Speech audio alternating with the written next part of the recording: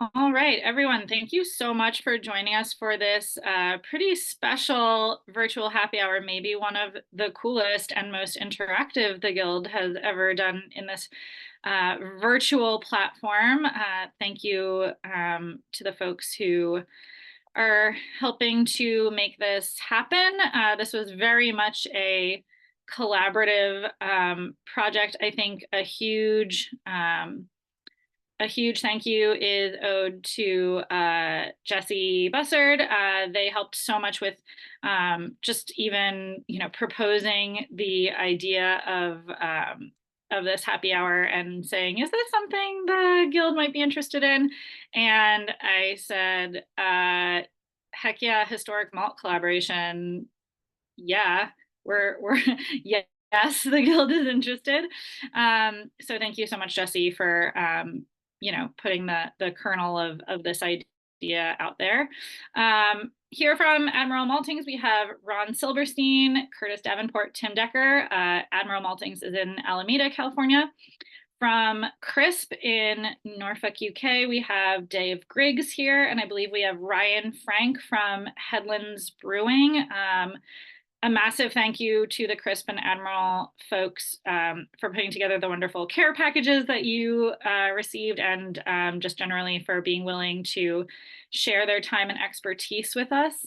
And then finally, I want to thank member extraordinaire Don Tess, who is going to be leading some of the discussion so that he's the malt guy, and I thought there is no one better to lead this discussion. Don is joining us from Alberta, Canada, although he is in Toronto right now. Correct. Great. So Don, thank you so much for stepping up to help out with this. With those introductions and thank yous out of the way, please drop your social media handles in the chat so we can all follow each other after this happy hour is over. If you have not yet cracked into your beer, please do so now. Yes. Oh, because you're all on mute, we won't hear it, but I see it and it looks amazing, and big cheers. Thank you for these wonderful care packages. We don't normally get to do that on our happy hours, so that's huge. With that, I think, Ron, I will kick it over to you. Thanks so much for being here.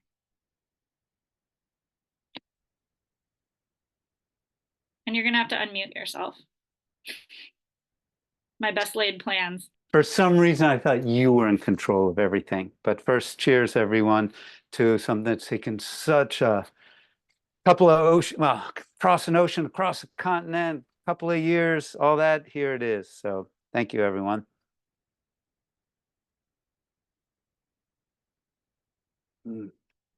Great job, Ryan. Unbelievable. So no story is good if you don't have a teeny bit of background on it. So we'll start with the year I was born. No, I won't go back that far or anything. But I do want to say, give some seeds of the concept or whatever. And my background really was I had, for 27 years, I had a organic brewery in San Francisco called Thirsty Bear Brewing Company until, and had that until the pandemic took care of that run. But I always loved crisp malt at that brewery. I was fascinated with, our brewers fascinated with their floor maltings. We were very ingredient driven. We were certified organic. We were the only certified organic brewery in San Francisco, and one of the few really in California. Crisp had great organic malt. They had that floor malt and all that. So I had a love affair really with ingredients from back then. And then, at one point along in thinking about what's your next cool thing, I thought about, wow, wouldn't it be cool to get malt from California and have that in our beer? And I had already, because of my love for crisp maltings and floor malting in general, and just English beer and you name it, just I love the idea. Cask conditions were always some of my favorite. I'd already visited Crisp Maltings and had a very generous, extensive tour of the floor malting facility. And then when I had met Curtis, who you're going to talk with, co-founder, there was we had have another co-founder, Dave McLean. We decided to take a trip to England before we would open Admirals, and we did another super extensive tour of the floor maltings there, where we just, you know, nailed down all the secrets of traditional floor malting and everything. I had plenty of pictures and this and that. I just said all that because there's such already a generous exchange of love and information about barley, the ingredient beer, and floor malting, malt in general. And so then, you know, I was at these guys can add to it. I should have looked it up, and it's probably in our press release anyway. But it was at least a couple of CBCs ago. Maybe it was Minnesota. I don't really remember where it was. But we were at the CBC, and I was just hanging out with Colin, and David Griggs was there in the Crisp booth. And Colin's like came up with the idea of doing a collaboration. And it's like, for us, it was like, what could be more of an honor, you know, than to be recognized by the king of them all, you know, that, hey, let's do a floor malting together. And it took a lot of work, a lot of back and forth. But it was like, yeah, let's do it. And so that's what we did. And really, I think the concept was born around, you know, for me, that number one, beer is barley. I think we're both trying to refocus the consumer on that. You know, Keith Armstrong's a big proponent of that, but just beer is barley, and we're trying to celebrate that. There's a history to beer.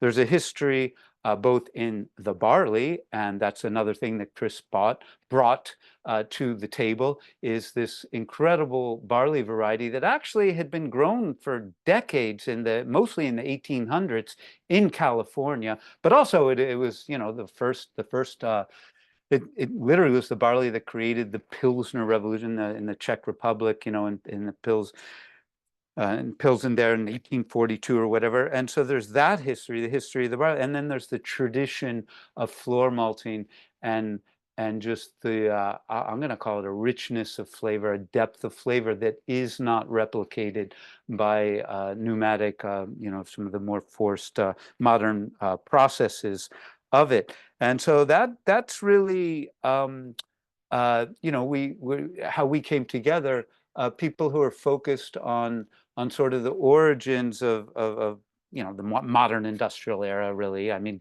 we're talking 1800s until now, and floor malting goes back even, you know, certainly before that. But we just wanted to sort of celebrate that together. And to our knowledge, no one's ever collaborated on a malting project, much less an international floor malting project. So we're pretty thrilled about this. Every time I think about it, I get real excited, and this beer is getting me even more excited. So now I don't want to take the whole time, so I'll have to stop. Pass it on to, I think, to David. Ron, yeah, your enthusiasm level is right on. Thank you. I think it would be great. Dave, would you be available to talk a little bit about the barley itself and a little bit about why Crisp was so excited here? Yes, of course. Yeah, no, just hello, everybody. It's 11 minutes past midnight where I'm sitting. I think I've got certainly one of my colleagues, Josh, is on the call as well. And I think Colin might be there as well. So there's a few Crisp people here. So I actually am. You are. You're awake as well. And it's even 11 minutes. I'm in a Premier Inn in Stirling right now. But yeah, I'm trying to find my room. So I'll be with you in a second. It's the same time in Scotland as it is in England. So just what's the background here? So in terms of Hannah, well, we kicked off a heritage barley program. Dates back to about 2010. And it originated really around Chevalier, which I'm sure many of you have heard of and hopefully brewed with as well. And we're very fortunate where we are in Norfolk that we've got quite an internationally renowned plant science research organization here called the John Innes Centre. And they were looking for fusarium head blight resistance. and lo and behold, they found Fusarium head blight resistance in Chevalier. They were screening old barleys to try and find this resistance. And the people carrying out the work, they also were craft brewers, and they were very much aware of the significance of Chevalier. So working with them, we bulked up Chevalier from 5 seeds, and to today's level where we're harvesting about 300 to 400 tons a year. So once we looked at Chevalier, we thought, well, what's the next variety or next barley we should be looking at? And in the seed bank, which they have access to, was Hannah. And knowing that, again, the significance of Hannah and its role in the development of Pilsner beers, it was quite logical to start looking at Hannah. So the same process was undertaken, and I was just tracking back through some of my files as to when all of this was going on, and certainly it dates back to about 2014, 2015. Again, starting with just a handful of seeds, and you start the multiplication process, and that included not only has Hannah gone from the UK to California, Hannah was going backwards and forwards to New Zealand every year, so that we were able to get 2 harvests a year to increase the speed of multiplication of Hannah. So eventually, we came through to having sufficient grain available to put a batch through our floor malting, so 22 metric tons, and out popped Hannah malt for the first time in 100 years, or probably never actually in the UK before. And analysis-wise, one thing that really struck us was the very low colour that we got. You know, putting this through the plant using the same process conditions that we would do for a modern spring barley variety, we came out with much lower colour. And I think that's one of the reasons why it was so successful in those early days of Pilsner production, because people were looking for clear, bright beers, and that's exactly what you got with Hannah. And then we were supplying small quantities out to some of our craft customers in the UK, and that low beer colour was confirmed, or the low colour coming from the Hannah was confirmed in the beers that they were brewing. And then when you get to the flavour, you get these fantastic bready, real traditional Pilsner flavours coming through, which I hope you're all experiencing in the beer, which sadly hasn't made it yet to the UK, so I can't enjoy a beer with you at midnight. But let's hope, fingers crossed, it might still come. So I hope everyone's enjoying their beers. So that's the background really to Hannah, and Hannah's as a barley is really significant in the subsequent breeding processes, which have brought us through to modern day spring varieties. So most of the spring malting varieties around the world can trace some of their genetics back to that original Hannah barleys, which were being grown in the Moravian. So it originates in the Moravian area, where what is now the Czech Republic. And it was a land race, so it was a selected barley, so it predates hybridization. So this was someone thinking it looked like a nice barley, so we'll continue to grow it. But it did find its way in the early 1900s into breeding programs, and as a consequence, its genetics have persisted right through to the modern varieties that we're working with today. So when we came to working with our friends at Admiral, after they'd stolen all of our floor malting secrets, we thought we'd better work with them to, maybe make some malt as well. So as Ron said, I think it was Minnesota, it was Minneapolis CBC that this kicked off.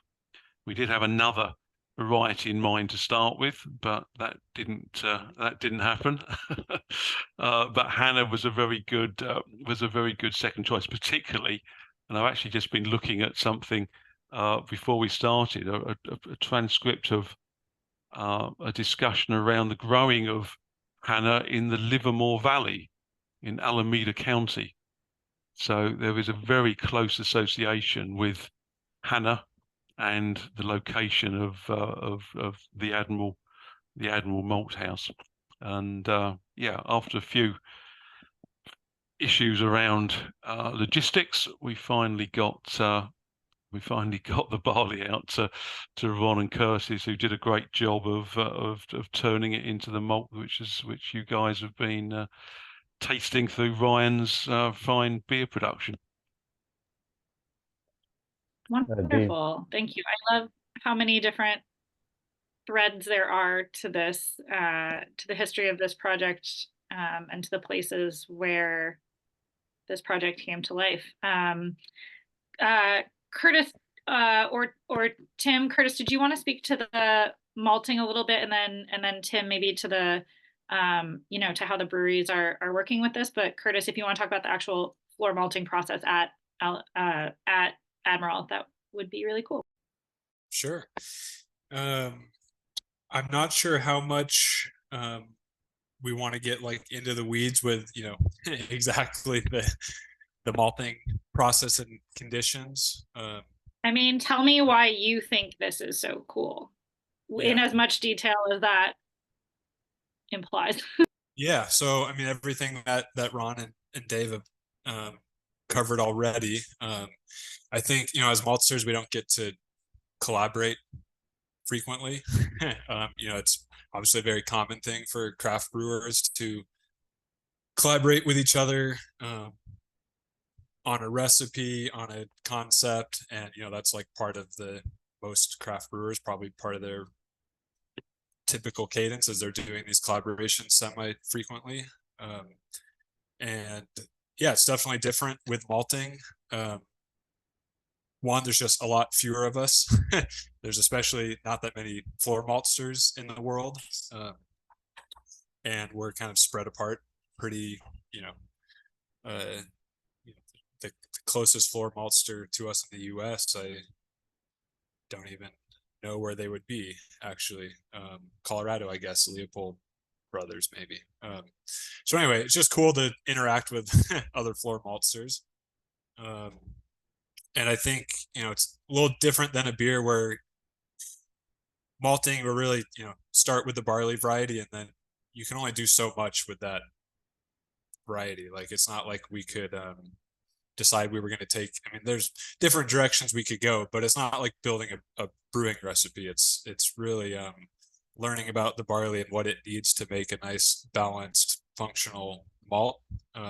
So I think part of the collaboration that was really cool was, it's just a privilege to like make a batch of malt with the masters of floor malting. So to have David at our malt house, and to show him all, our whole facility, and kind of think about how it's different than crisps, and think about how to like make the best quality malt in our facility.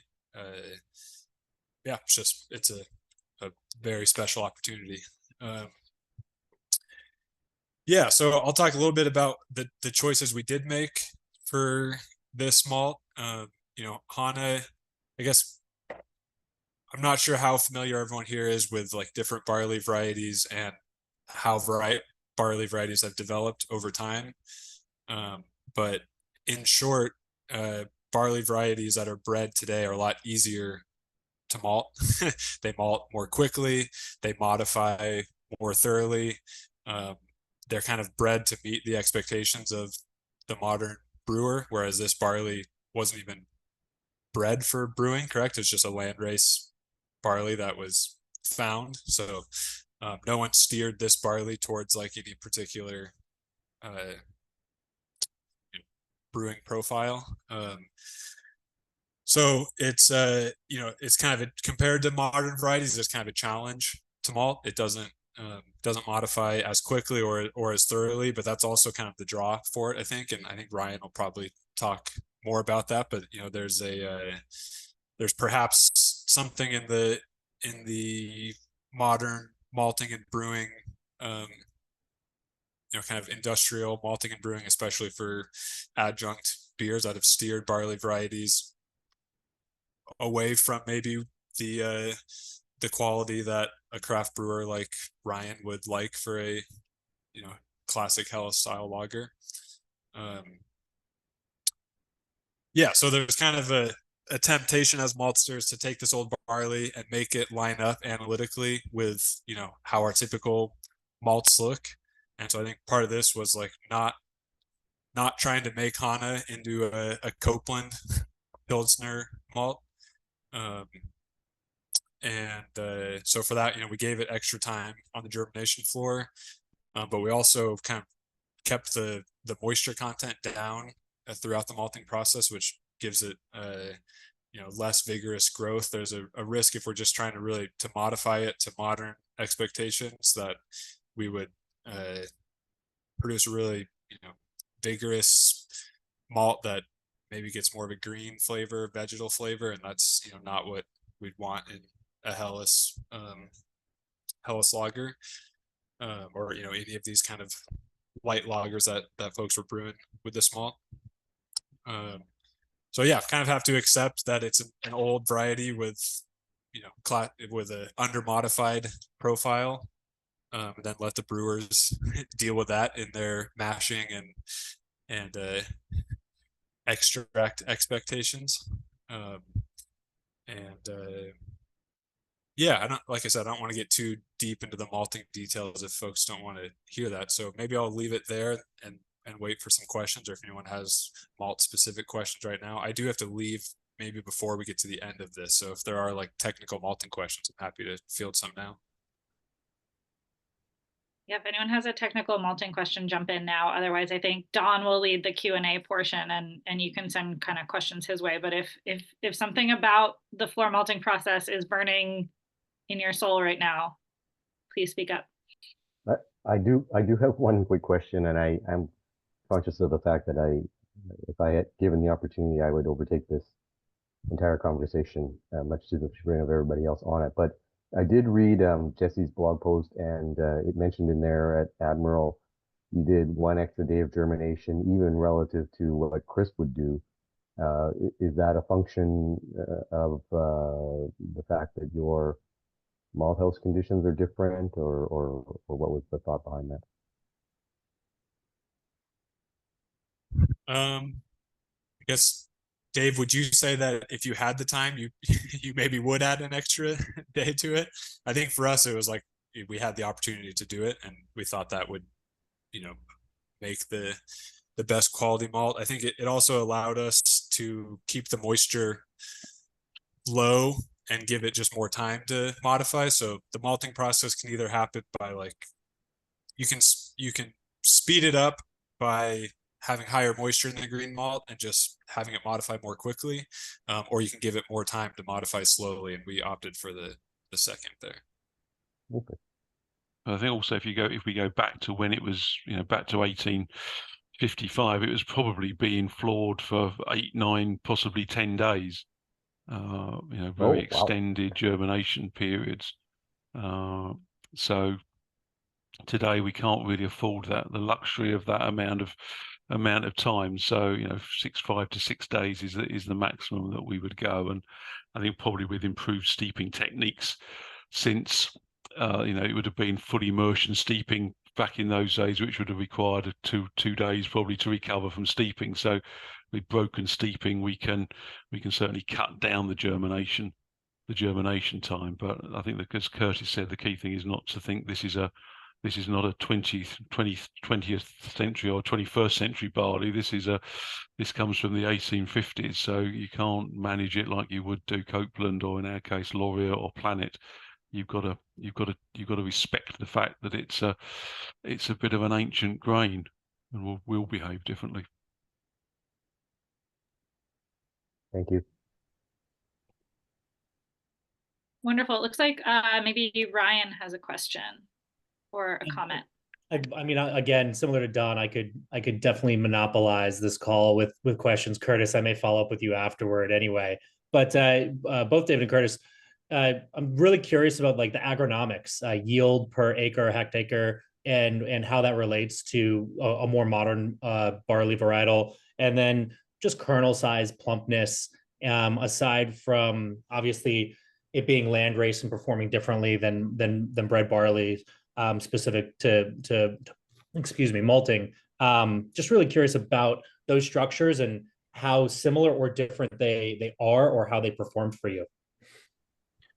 So in terms of yield, it's yielding probably about a third to a half of what we would get out of a modern spring malting barley under our conditions in this part of Norfolk. It was grown by two particular farmers, not very far away from where our malting site is here in Norfolk.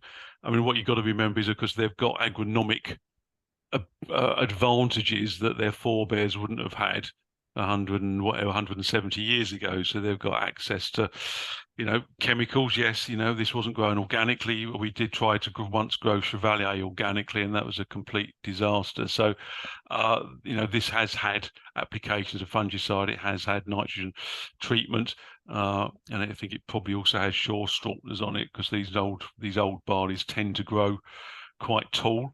And as soon as the wind blows and the rain comes down, as it often does in this part of the world, just as you're about to harvest the barley, it knocks it down. So anything that we can do to aid its ability to get through to harvest, then they certainly would have done that. And certainly in terms of seed establishment, and that would have been far superior to their forebears would have done. Grain size is good.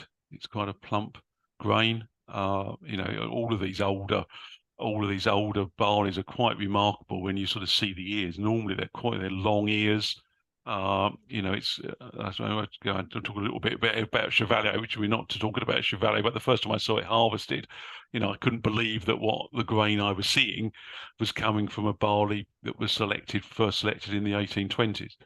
And it's very much the same with Hannah. You wouldn't say, oh yeah, that's crikey, that does show its age. It doesn't, it really doesn't do that. And I think that's where, these selections have been made on the basis of, grain appearance and plant appearance, because that's the only technique they really had back in those days. They didn't have the tools that we have to make the quality assessment.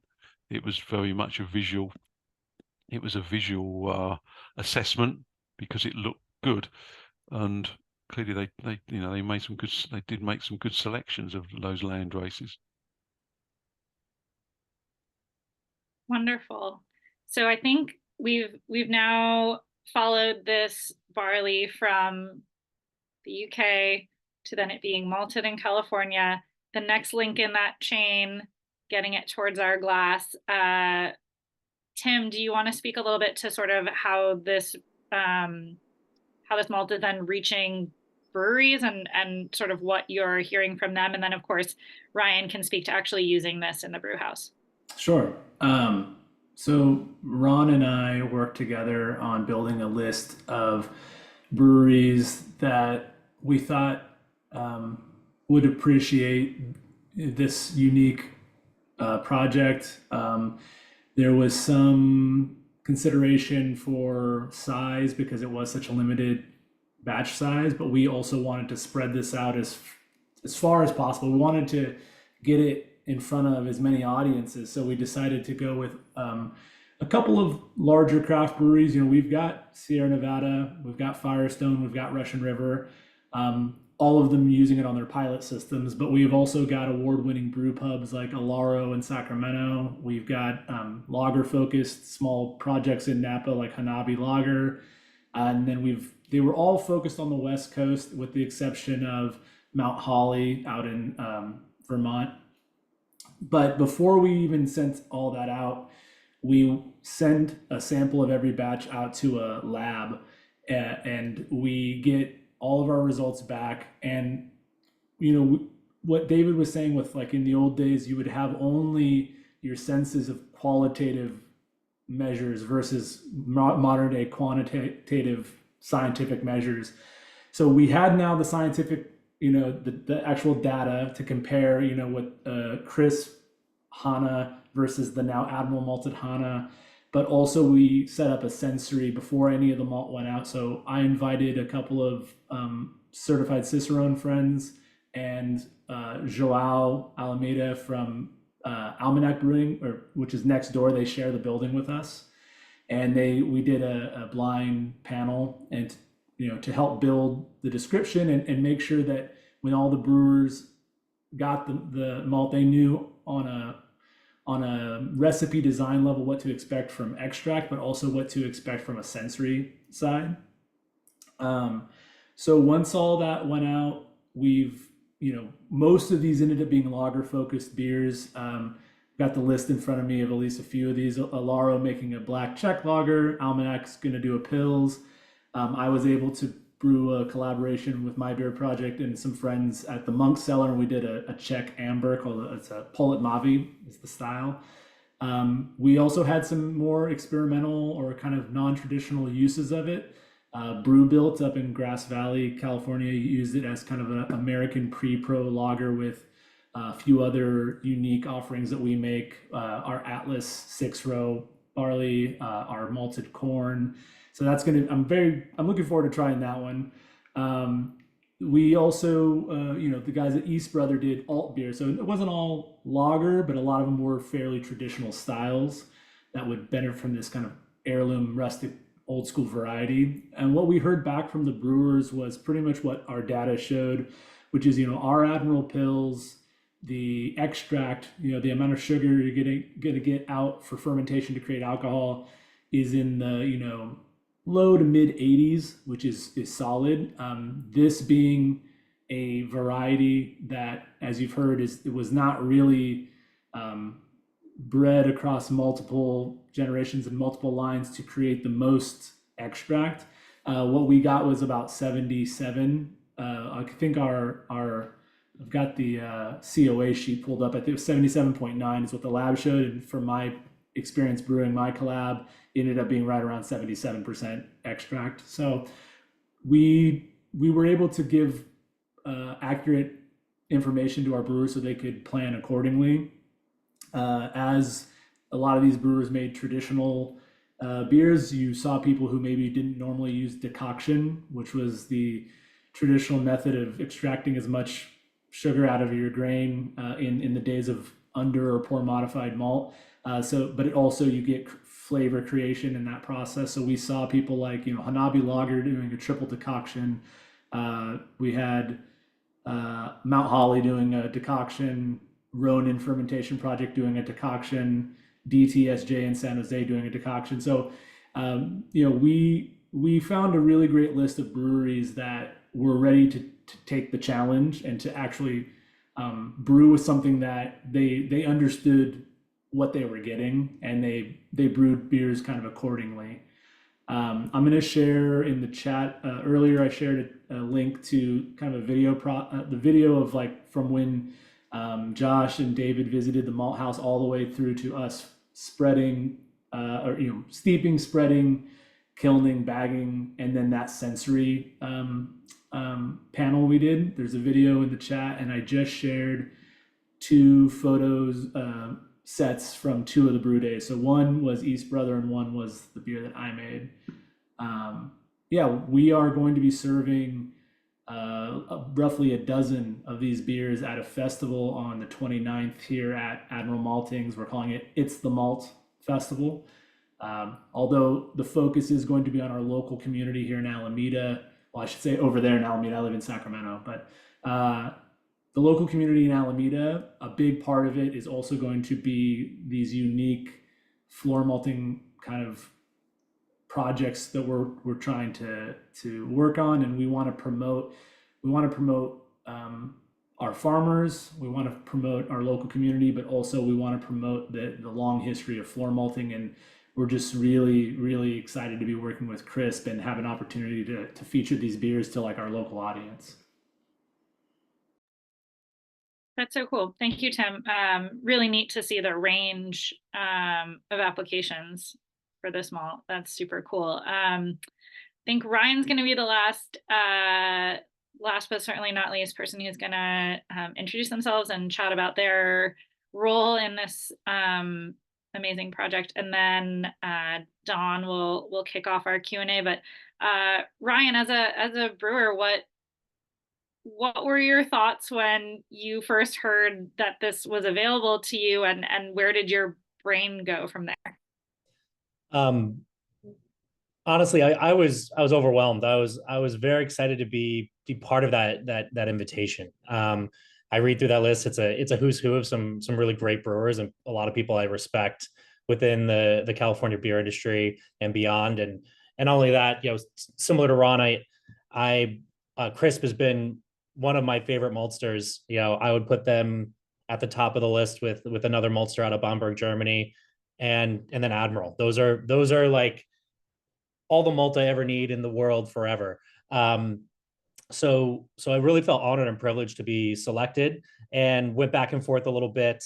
But to the credit of Tim and Ron over at Admiral, they did a great job of queuing up the brewers. In fact, they started an email thread where they're like, hey, here's the certificate of analysis, here's all the technical specs. We'd recommend a few process dynamics due to the nature of the malt. It's under modified, and they really queued us up to be successful in our process.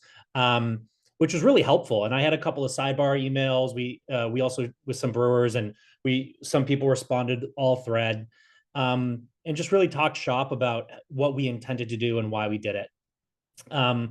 Personally, I'm a professionally trained brewer. I've been brewing since 2009, hobbyist since 2006, brewing since 2009 when I graduated from the Siebel Institute. So I've always really loved classic style, and Tim's called me out on this. Like, I honor and respect some of these beautiful styles that have been born from generation and requirement and technology advances. And so it's something that I really wanted to respect, and that's why I chose a Munich Helles. Munich Helles tends to be light. It's not as hop forward. It's more bready, and it's not about the hops. It's really about a really clean fermentation, and it's all about the malt.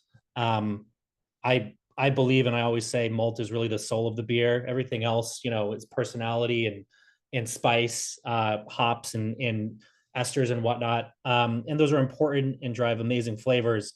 But there is no beer with no malt. I'm not just this is why I'm in so much love with Admiral and all the work they do, because everything they say it rings so true to a brewer like me and my philosophy. So the malt was very, very limited. So I looked at what I got. I wanted something that was going to very much accentuate the malt and the malt only. And so Munich Helles to me was very specifically the style that was a layup choice. I did implement a step mash. I added a protein rest kind of per recommendation from Tim and Ron. Our system is eclectic and old. It's an old Canadian built mash lauter tun that does have a steam jacket, but doesn't really work. So it built in Canada 40 years ago. So it was perfect to brew a beer like this and find a way to step from this 53 Celsius, about 131 Fahrenheit, up to a saccharification temperature, closer to 65 Celsius or 150. And I knew the beer was going to be dry because of our process. And so that's the one thing that maybe differs with a classic Munich Helles. I don't want to get too technical on style guidelines, but this beer is a little drier. And what I really like to do is pour it and drink half of it and then let it warm up, because I really think it helps open up the malt body. You take a sip, you exhale, you get that retro nasal, and you start to get that white cracker, this kind of classic Admiral house flavor. But there's something in there that's like a fresh cracked baguette. It's maybe not sourdough, but it's like beautiful, soft white bread, craft white bread aromatics and flavors across the palate. And it's just really special to be involved. I mean, I'm happy to talk for 25 or 30 minutes about the beer, but I won't do that. And I can hand it back and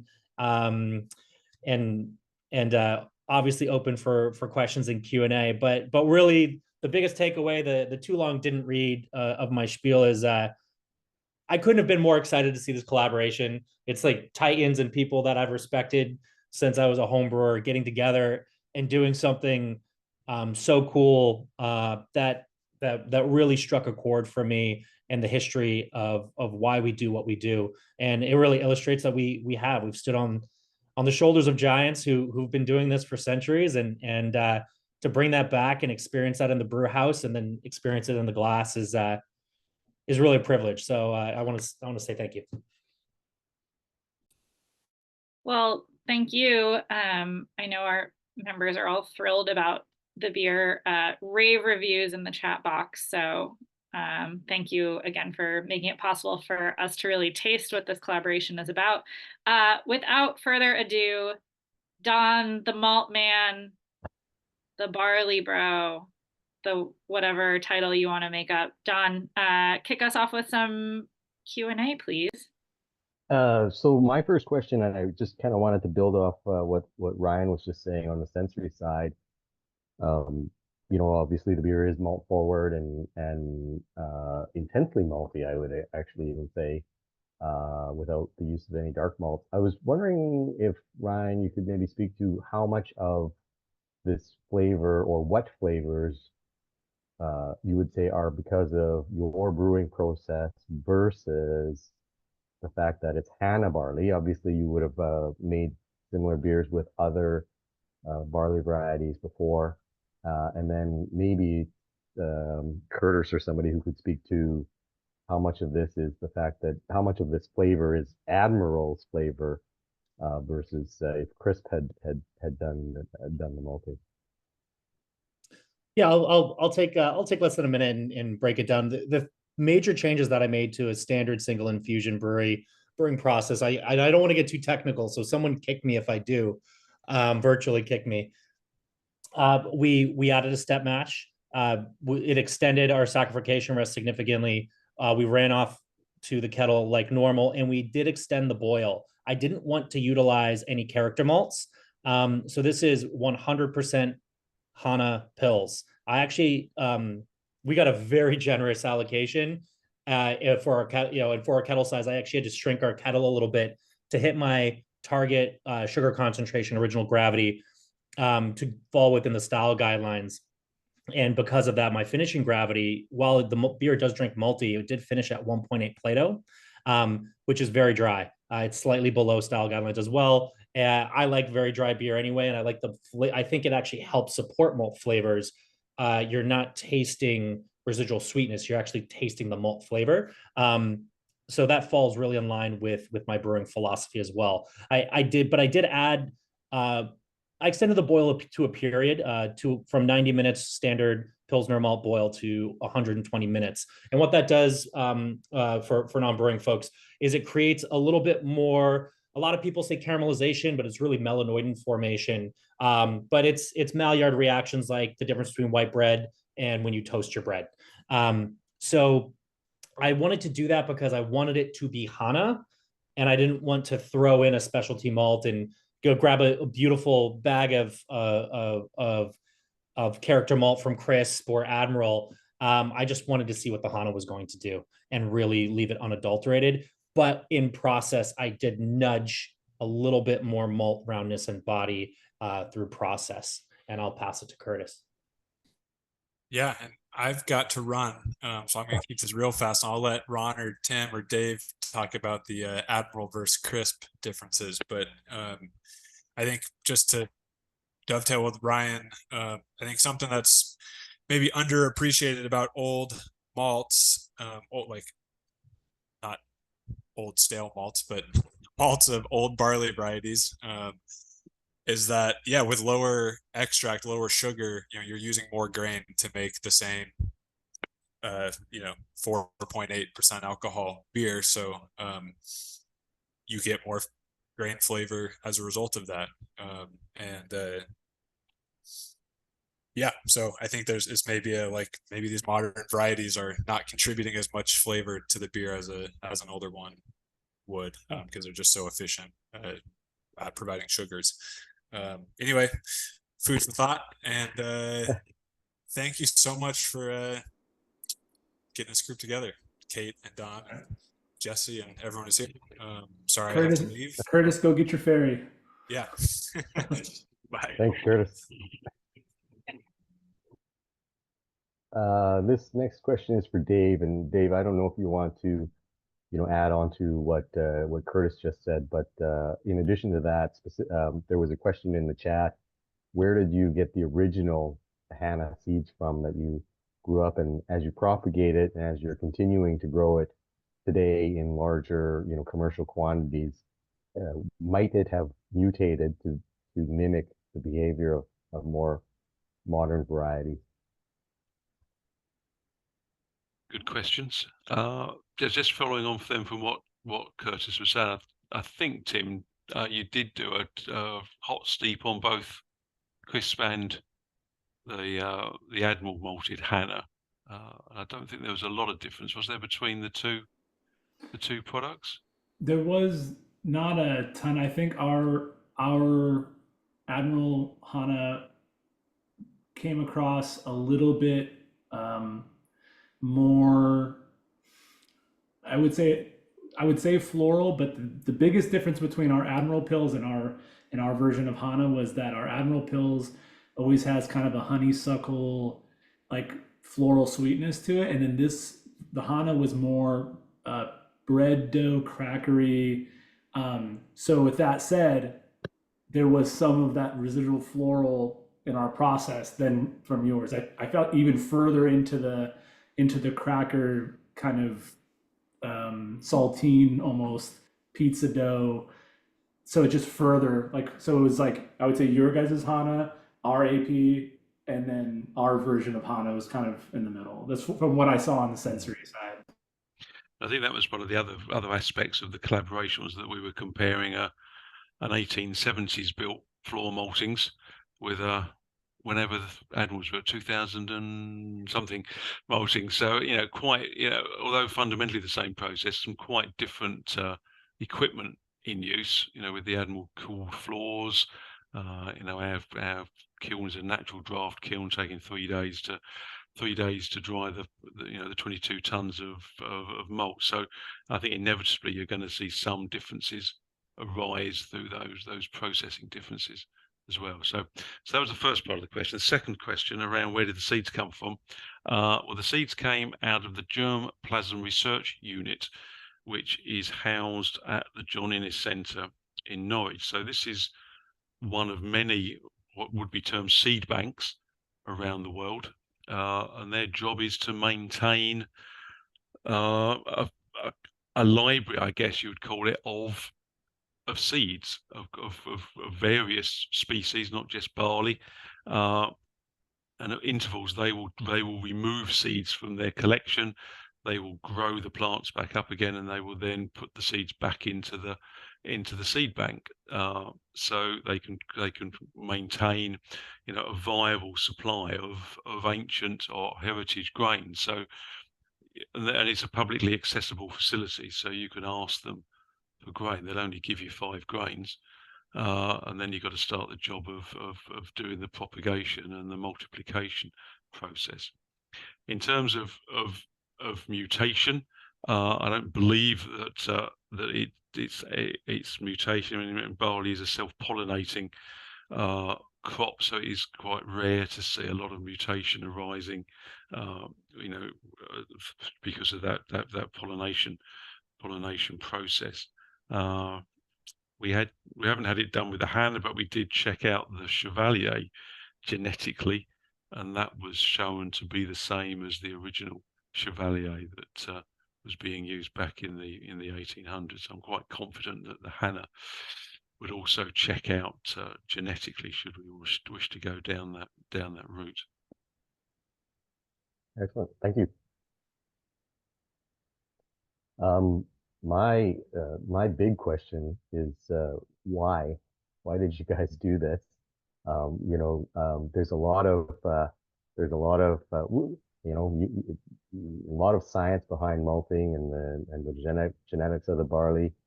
Obviously, you went to a lot of trouble to ship the Hannah barley over, so you hoped to either accomplish something or learn something. What were your hopes and expectations going in? And then now that we're halfway through this collaboration, what have you learned so far? And maybe I'll let Dave start, since you're already talking, and then I'll throw it over to Admiral. But I think it was just the opportunity to put the same barley, through 2 different floor maltings, as we've said. One is a historic floor maltings, the other one is a modern version of a historic floor maltings. We were interested to see where differences, should they arise, where they would come from. I mean, we're talking around also perhaps involving Glenn Fox at UC Davis to do some metabolomics to actually try and look a little bit more deeper into the differences between the malts which are made from the same barley here. I mean, Hannah had the historical connection back to California, so that made sense to use Hannah barley for this half. I mean, the other half, which we haven't spoken about, is that we're going to receive butter 12 into the UK, hopefully sometime later on this year from 24 crop, and then we'll malt butter 12 for the first time in the UK, and we'll go through the same process that you guys have gone through, or the brewers have gone through, with the Admiral malted Hannah, to see where perhaps flavour differences arise, using a Californian grown barley. Very exciting.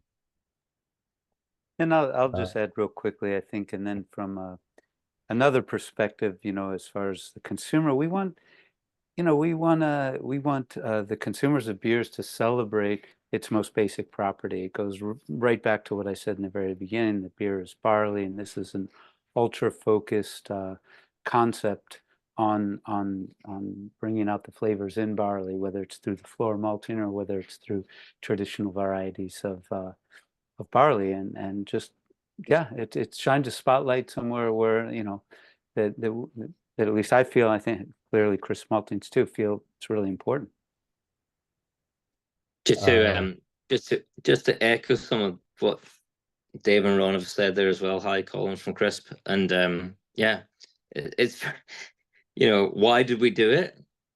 Because nobody had done it before. It was about doing something new and exciting, and I come from the craft beer world, and doing something which craft brewers have been doing for years, collaborations.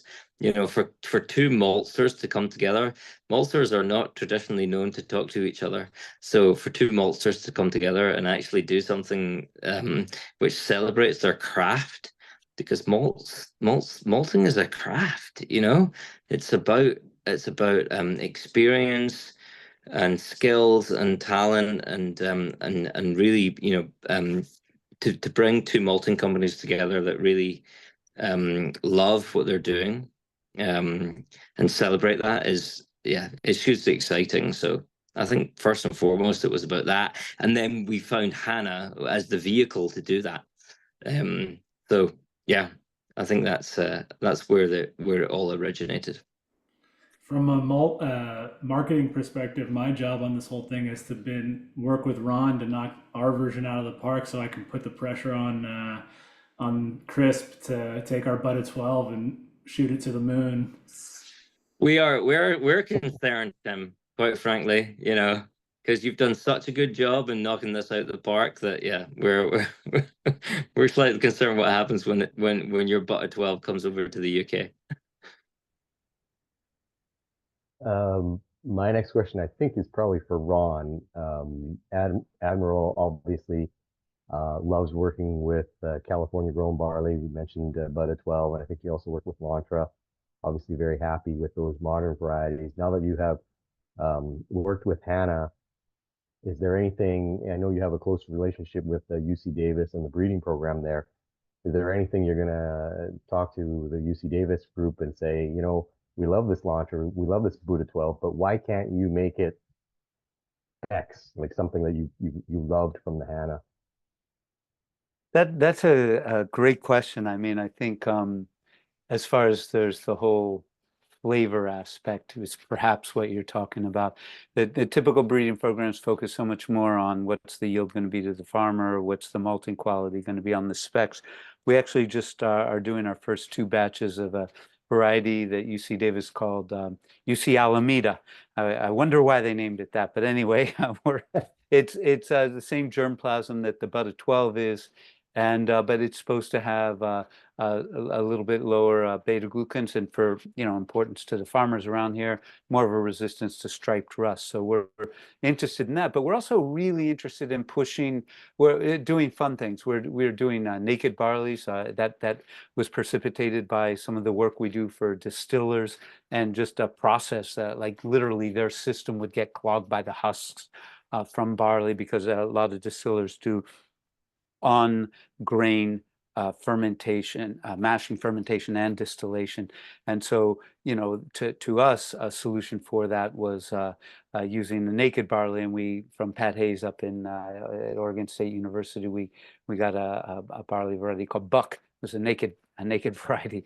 And then we're also, so we have the UC Alameda, the launcher that was, a sense of, well, not it absolutely had used in a brief period of time when it hadn't been licensed or whatever. It's a variety of Maris Otter, and I think Violetta goes back to that, more of a German variety. But the point, another point is that we can work with some of these land grant universities in their breeding programs to develop more resilient winter barley varieties. We're really excited about some of those, because they can be planted, especially in Northern California, take advantage of all the winter rains, and actually have a little head start, use a little bit less water, so that there's a resiliency there. In California, just in general, barley is a great option for farmers because it is a little bit more drought tolerant, and so it's something that can be used in crop rotation. But then, so yes, you got me going on there. But there's lots of different reasons that we work with different barley varieties, and some of them are because maybe they work with a historic flavor compound. Some of them are for the farmer, or ease in the malt house, and some of them are disease resistance, all sorts of different reasons there, is I guess what I want to say. Awesome. Tim, is anybody in the UK getting any of the Admiral hot Hannah? No. Every pound of this has been allocated, to the point that I had to ask. We had, the one partial bag we have, like every time we do a batch, the last 10 pounds that comes out that doesn't fill a bag, we have usually this shelf that partial bags go on. But of course, this is such precious malt that one of our maltsters, Alvin, asked as a home brewer if he could take it, and we said yes. And then I had people hitting me up for marketing opportunities with like publications, and I had to ask Alvin to donate some of his homebrew malt so these people could, So yeah, I mean, it was really, everything went out. There was, Ron, you want to talk about how many conversations did we have about, and for how many weeks, and how much drama was about allocating this malt? Yeah, because there's people, we had a whole list and we put out, and then we're like, oh, we forgot this person, or oh, we should have told so and so.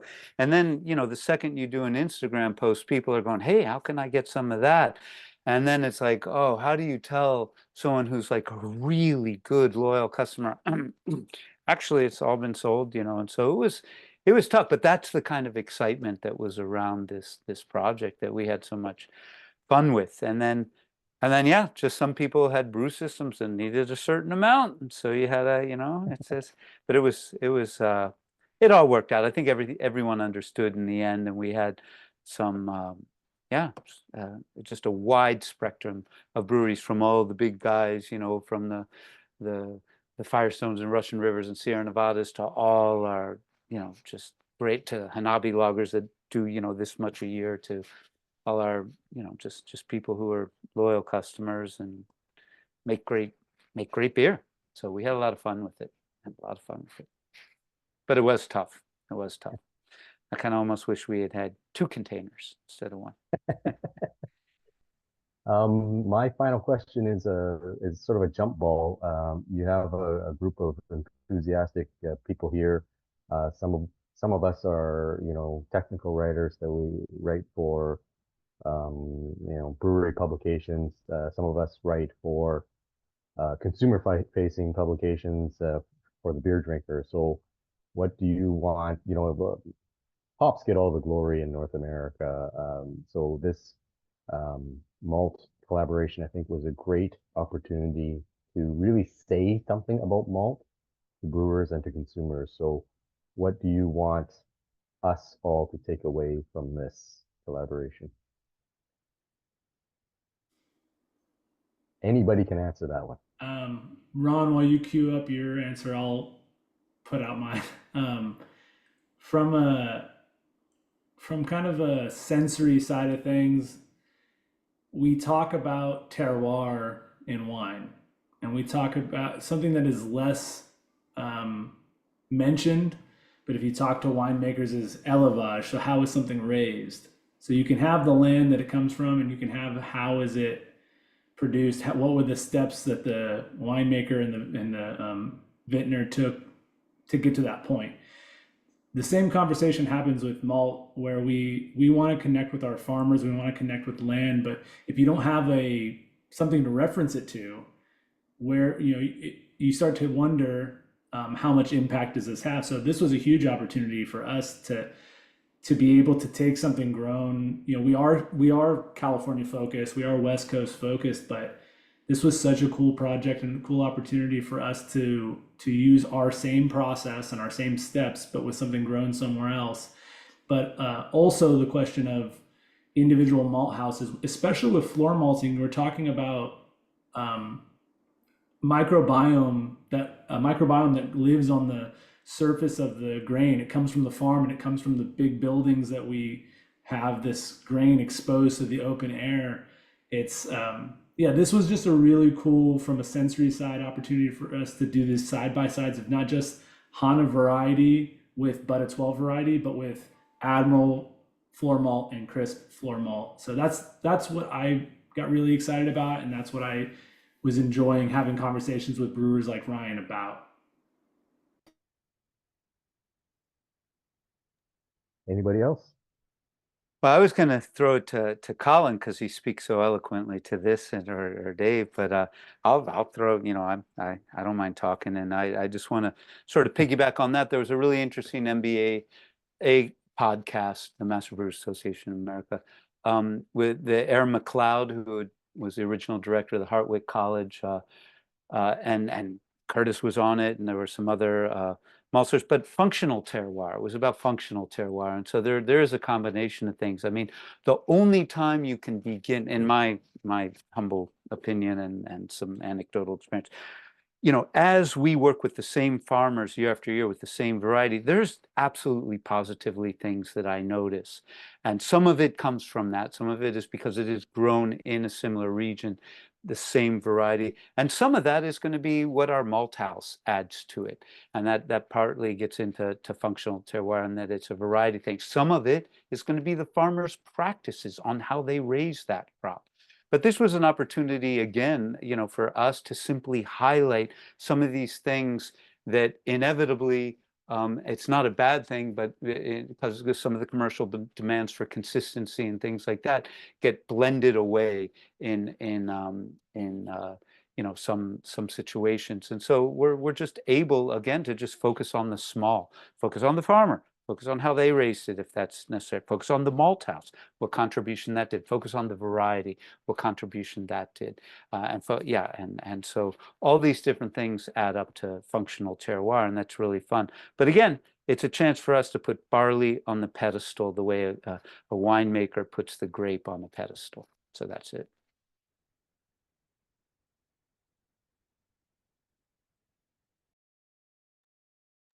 Dave, could you put it better than that?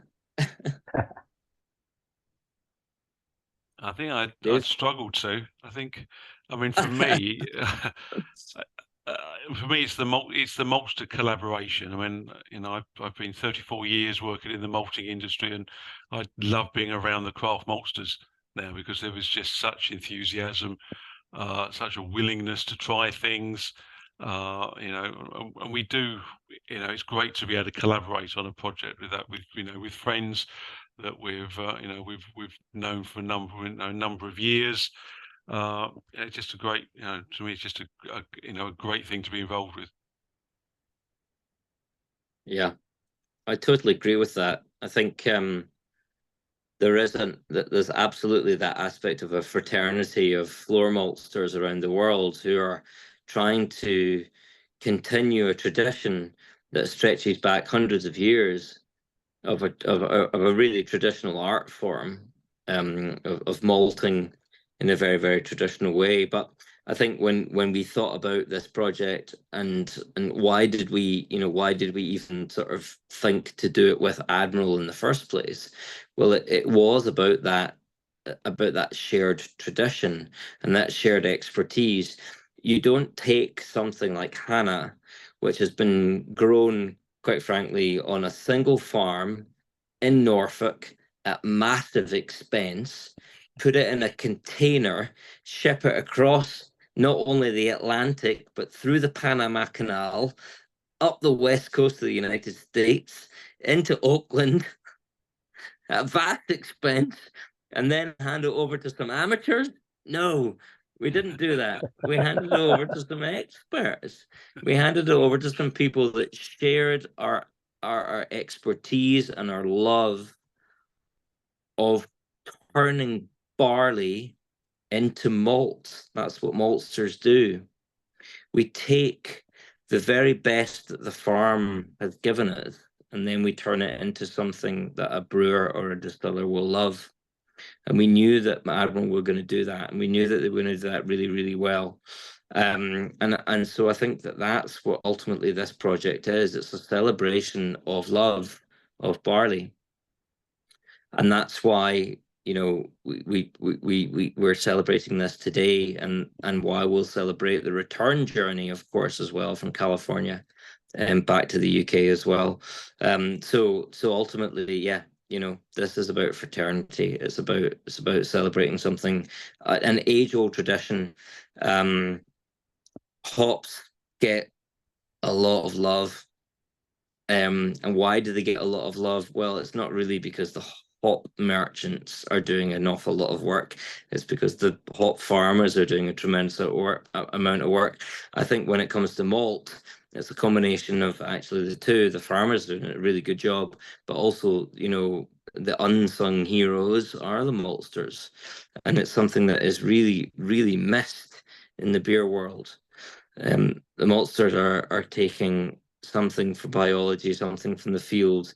Yes, they're taking that terroir, but they're then advancing that terroir through their own malt houses, and taking that to the brewers and giving them something that they can turn into beer. So I think any opportunity to celebrate malt and maltsters and barley and farmers, is a fantastic opportunity. We need to continue to advance those opportunities, and we will continue to beat you beer journalists over the head with malt as long as we can, because we love it.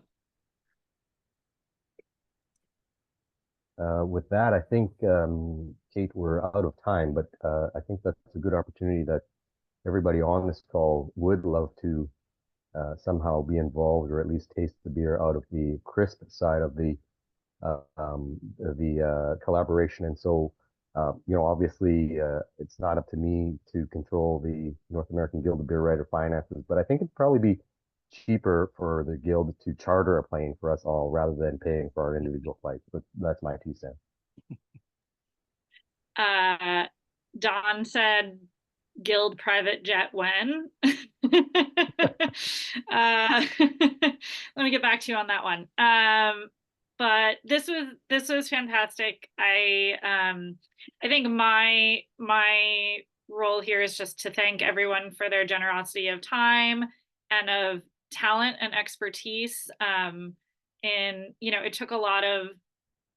It took so much work to bring this beer to all of us, from the farmer to the maltster to the brewer, to the folks packing the boxes. So thank you to every link in that chain.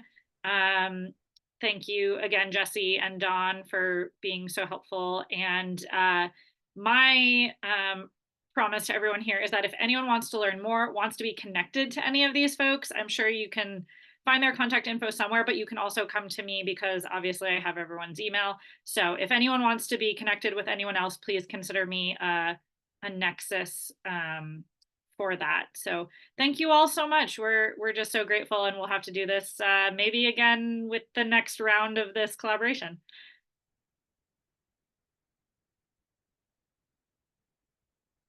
Cheers, everyone. Thank you. Thank you. Thanks, Thank Kate. you. Cheers. You bet. Yeah, thanks all. And thank you,